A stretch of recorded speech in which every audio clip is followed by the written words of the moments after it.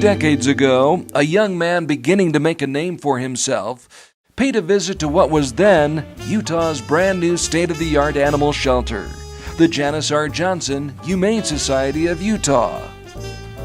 I was here 20 years ago when this original building was under construction, and now to be here to see such an expansion and such an enhanced capacity for animal welfare in Salt Lake County and in Utah, it's tremendously exciting.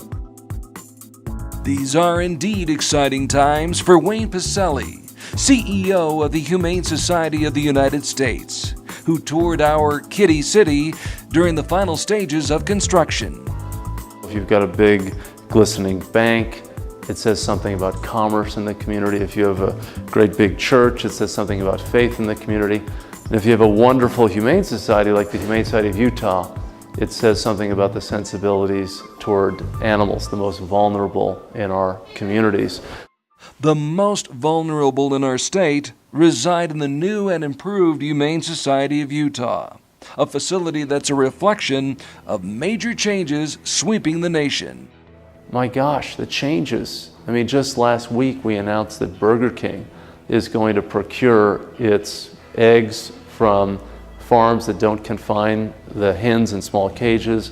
It's going to get pork from operations that don't confine the pigs in 2-foot by 7-foot cages that effectively immobilize the animals. And 2 months before that, we got Wendy's to make a commitment on the pigs, McDonald's the month before that. So we got the 3 big fast food companies essentially in the first quarter of the year make major pledges that will affect the lives of millions of animals. 5-6 years ago, that would have been unimaginable. Change doesn't come without risk, and Pacelle knew he was taking one when he gave Michael Vick, the football star convicted of dogfighting, a chance to try and right the wrong he had done. When Michael Vick reached out to me, my first instinct was, this is crazy. I would never work with Michael Vick. I mean, what he did was so terrible. But then I thought to myself, the biggest growth area for dogfighting is in our urban communities with young African American and Latino men whom we're not having a conversation with. They're not going to listen to me. And I thought, well, maybe Vic, if he put boots on the ground and spoke to kids in elementary schools, middle schools, high schools, and talk to them about what dogfighting is, how bad it is, how he made a terrible mistake getting involved, he would get an audience that we would never otherwise have.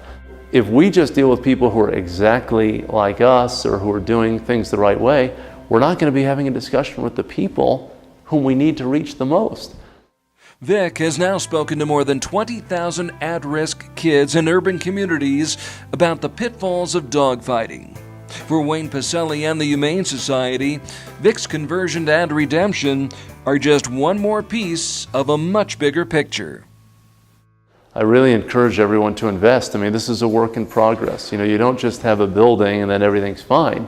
You've got to volunteer, you've got to be ongoing contributors, you've got to be part of the foster program, you've got to spread the word as ambassadors. Everyone can help make the Humane Society of Utah even better than it is now. Taking in more animals, adopting more out, saving more lives, because that's the goal. And you know, behind me is this incredible message dedicated to the elimination of pain, fear, and suffering in all animals. That says it all. That's what this organization is all about. Your leadership has been fantastic for a long time, and this can be achieved.